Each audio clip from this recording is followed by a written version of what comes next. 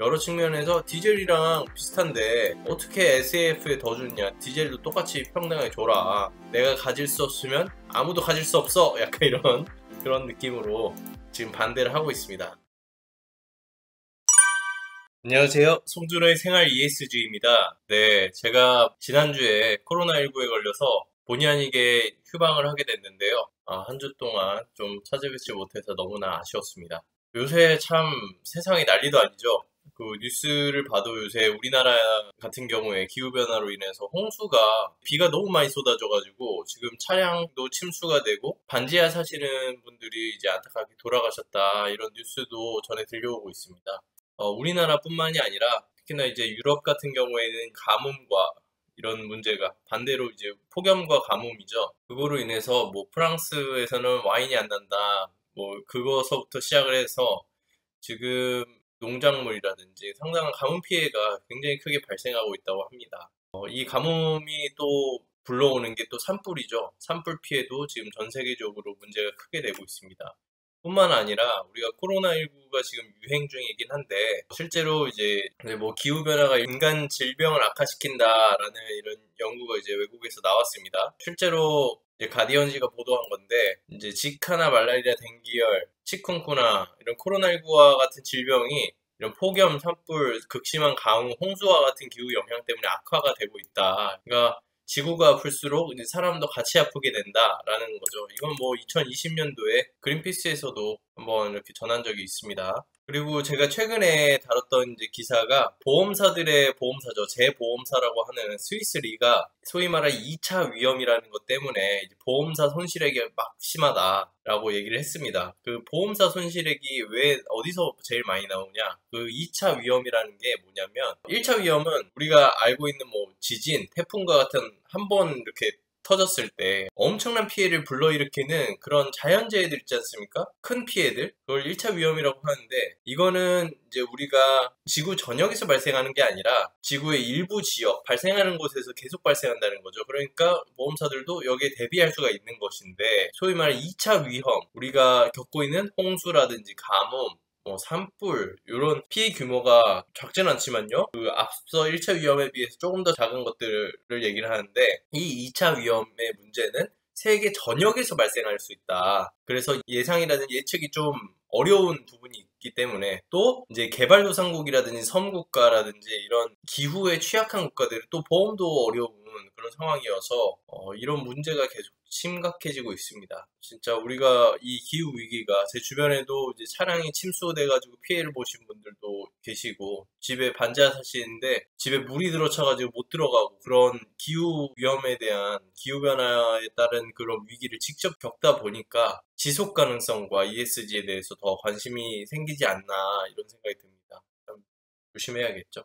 네, 그런 의미에서 오늘 가져온 기사는요, 미국 연료 소매 업체들은 왜 SAF, 지속가능성 항공연료 세금 공제에 반대하는가라는 얘기입니다. 한번 들어가 보시죠. 지금 굉장히 핫하죠. 미국의 인플레이션 감축 법안. 미국의 이제 민주당 상원의원 조 맨친 의원이 동의를 하면서 인플레이션 감축 법안, 바이든 대통령의 기후 법안의 일부라고 볼 수 있습니다. 이게 이 기후 법안의 한 3분의 2 정도 목표치가 이 감축 법안을 통해서 달성될 수 있다라는 내용이 있습니다. 좀 더 이제 자세한 내용, 이 감축 법안의 자세한 내용이 원하시면 상원 통과 미 인플레이션 감축 보험치가 40억 톤 감축 효과 있다는데, 이 기사 한번 참조해 주시면 좋을 것 같습니다.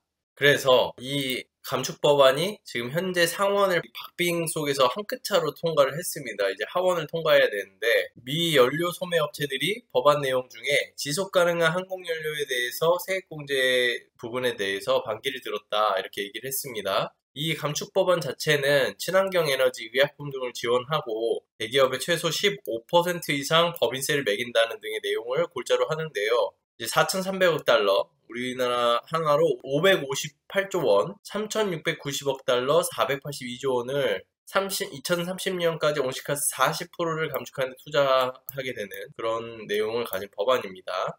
지금 민주당이 밀고 있고요, 발의해서. 네, 참 반발도 적지 않은 상황입니다. 미 정부는 기후변화 대응 방안 중에 하나인 지속가능 항공연료 공급을 활성화하고 싶어서 이제 세금 공제 혜택도 발표했는데 거대 항공사 같은 경우에는 긍정적 입장을 내비쳤지만 연료 소매 업체는 인플레이션 감축법이 환경과 경제를 최우선으로 하지 않는 한 SAF 세액공제 혜택에 강력히 반대한다 이렇게 주장했습니다. 보통 다 이 세액공제 한다 그러면은 오케이 할 텐데 지금 반대하는 게 굉장히 의아스럽죠. 한번 좀 더 보겠습니다. 전국 트럭 스톱 운영자 협회 NATSO와 연료 마케터 협회인 시그마는 바이오 디젤 세액 공제와 SAF 세액 공제안 사이에 세액 평등을 제공하지 않는 한 우리는 인플레이션 법안에 반대하겠다 이렇게 발표했습니다. 이 바이오 디젤 공제 법안 요거는 이제 순수 바이오 디젤, 우리 바이오 디젤 뭔지 아시죠? 뭐 옥수수라든지 이런 바이오 연료들 사용하는 건데 순수 바이오 디젤, 농업 바이오 디젤, 석유 디젤 혼합물 등 최소 0.1%의 디젤 연료 혼합물을 국세청에 등록하면 재생 가능 디젤의 갤런당 1달러의 세금 공제를 받을 수가 있는 상황입니다. 근데 SF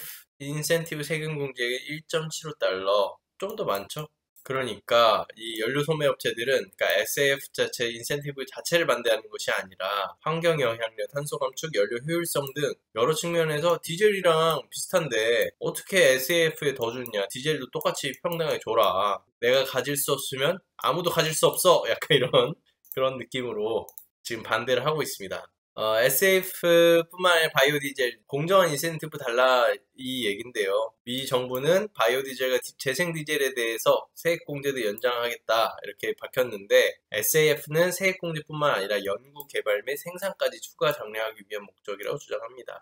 이 SAF가 되게 비싸거든요. 그래서 아직 상용화 시점까지 가려면 결국에 가격이 다운이 돼야 결국에 항공사들이 사용을 할 수가 있기 때문에 그러기까지 지원이 필요한 상태거든요. 그래서 이런 법안과 지원 혜택이 나오는 건데 이거는 이제 바이든 행정부가 8년 이내 항공 배출량 20%를 낮추겠다 이렇게 얘기를 했습니다. 이 항공 배출량이 만만치가 않죠. 지금 최근에 디즈니에서 거의 얼마였죠? 1억짜리였나? 이제 제트기 타고 초호화 이제 투어를 하는 건데 전 세계에 있는 디즈니랜드를 다 도는 겁니다. 그거가 이제 항공 배출량이 어마어마하다 해서 난리가 난 적이 있죠. 또한 이제 최근에 연예인들 글로벌 이제 스타들이 자기 전세기를 타고 이제 이동을 많이 하다 보니까 이제 개도국에서 발생하는 항공 배출량보다 1인당 항공 배출량보다 뭐 몇천 배, 막 정말 많이 차이가 나게 많은 배출량을 야기시킨다 이런 문제로 또 논란이 된 적이 있습니다. 이제 SAF, 이제 백악관은 SAF 생산을 2030년까지 연간 30억 갤런으로 늘리고 2050년까지 연간 350억 갤런의 항공연료를 수요가 나오는데 그거 100% 충족하겠다 이렇게 공언을 했습니다. 행정부 입장에서는 이걸 빨리 가야 되는 거죠. 그랬을 때 지금 유나이티드, 델타, 아메리칸 에어라인 등 SAF로 전환하고 있는 주요 항공사들의 SF 세액 공제 혜택을 환영했죠. 왜냐하면 이 SAF를 도입하려면 일단은 인센티브든 뭘 받아도 일단 돈 자체가 많이 듭니다. SF 자체가 비싸기 때문에. 그러니까 큰 항공사들을 위주로 할 수밖에 없는 거겠죠. 그래서 이제 환영을 했는데 항공사들은 항공산업의 탈탄소화를 위해서 재생 및 지속 가능한 항공연료 사용을 늘릴 계획이라고 합니다. 그래서 이제 화석연료 비중이 점점 줄어들고 있는 건데 연료 소매업체들 입장이 좀 다르죠. 이제 역차별이다. 아까 말씀드렸던 것처럼 이제 바이오나 재생 가능한 디젤보다는 덜 탄소 집약적이고 효율이 낮으며 연료의 총 탄소 배출량도 유사해서 SAF를 디젤보다 우대할 이유가 없다 보는 건데요. 물론 지금 현재 상황에서 그렇다는 겁니다. 이제 SAF가 이렇게 투자가 들어간다는 거는 이 바이오나 재생 가능한 디젤보다 지금은 결국 디젤을 쓰는 거 아닙니까? 화석연료 없이 SAF를 지금 효율성을 높여야 되는 겁니다. 탄소도 적게 나오게 하고 효율도 높여야 되는 겁니다. 그래서 이 투자가 들어가는 거죠. 농업 마케팅 컨설팅 회사인 LMC 인터내셔널이 지난해 발표한 자료가 있는데요. SF 생산이 생산량 갤런당 더 많은 공급 원료가 필요하기 때문에 재생 가능한 디젤보다 탄소 배출을 줄이는데 덜 효율적이다. 지금 현재 상황입니다. 그래서 사실 이것도 주의해야 될 것 같습니다. 이 SAF가 지속가능성이라는 이름을 달고 나오지 않습니까? 라벨을 달고. 그렇기 때문에 우리가 좀 착각을 할 수가 있습니다. 지금 상황에서 이게 탄소 배출을 덜 할 것이다. 하지만 정확하게 이제 연구 통해서 어느 정도 하고 있느냐 이런 정량적인 것들을 우리가 잘 파악을 할 필요가 있습니다. 다만 더 파악해야 될 점은 지금 현재는 이렇기 때문에 사용량을 어느 정도로 가져가야 된다라고 생각을 하고, 이제 그린워싱이 안 되려면 뭐 주의를 해야 되지만, 이제 앞으로 이제 발전을 해서 어느 정도 수치까지 올리겠다 이런 것들이 나와야겠죠. 그렇게 되면 이제 전환을 미래를 보고 준비를 하는 거니까 그런 식으로 좀 논의가 진행이 되어야 되지 않을까 생각이 되고요. 연료 소매업체들은 식물성 기름과 같은 재생 가능 원료를 생산하다 보면 바이오 및 재생 디젤 시장이 위축돼서 경제 수익이 크게 감소될 걸 우려하고 있고요. 이 소매업체들이 이 연료와 디젤 연료와 SF 공급 연료의 배출량이 비슷하다면 두 연료를 동등하게 정리하는 게 중요하다.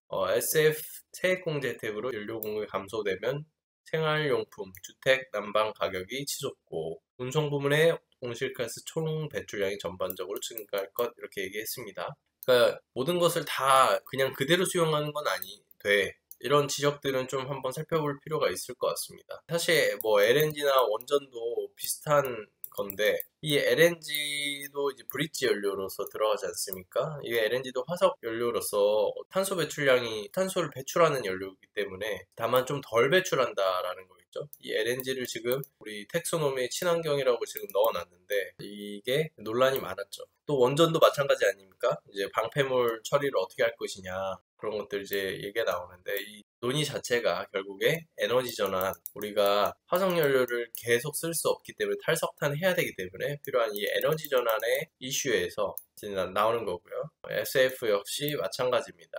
그래서 이제 NATSO 부사장인 데이비드 피알코프는 환경 편익이 적은 SF에 대한 우호적인 세금 혜택, 온실가스 감축방이 역행한다. 이번 조항에 SF에 환경 영향력에 중점을 두었으면 탄소 감축에 기여하는 저탄소 연료나 혁신 기술을 동일하게 혜택을 제공해야 된다라고 설명을 했습니다. 좀 어려운 문제인데 정확하게 측정을 좀 잘 해보고, 또 이게 현재 가치도 중요한데 미래 가치도 같이 보고 가야 되기 때문에 좀 명확하게 행정부가 이제 정책 발표를 할 때도 단순히 이렇게 몇 프로 하겠다 이렇게 하기보다는 이런 연구라든지 환경 편익이라든지 연구 결과를 같이 발표함으로써 좀 이런 논란들을 잘 잠재우고 잘 해소해 가면서 더 좋은 방향으로 나아가야 되지 않느냐 생각이 듭니다. 그렇죠. 사실 SF 자체도 지금 역부족이다. 일단은 너무 비싸고 지금 상용화되지 않았기 때문에 지금 항공업계에서도 사실 인센티브를 강력하게 요구를 하고 있는 상황은 맞습니다.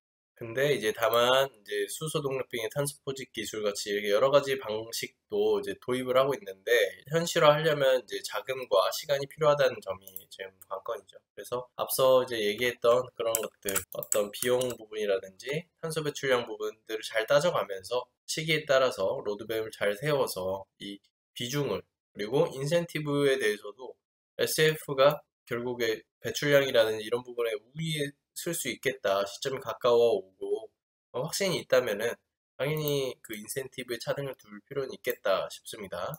그래서 오늘은 전 세계 온실가스 배출량에서 상당 부분을 차지하는 항공 배출량, 그리고 개도국과 선진국 간의 차이가 큰, 갭이 큰 그 항공 배출량, 항공 연료 요 부분에 대해서 한번 다뤄봤습니다. 앞으로도 이제 코로나19가 지금 어떻게 될지 모르겠지만 이게 풀리면 아무래도 이제 해외 여행이라든지 항공 이용량이 많아질 테니까 지금부터 빨리빨리 준비해야 되지 않을까, 그런 생각을 하면서 오늘 송준호의 생활 ESG 여기까지 하겠습니다. 끝까지 잘 들어주셔서 감사합니다.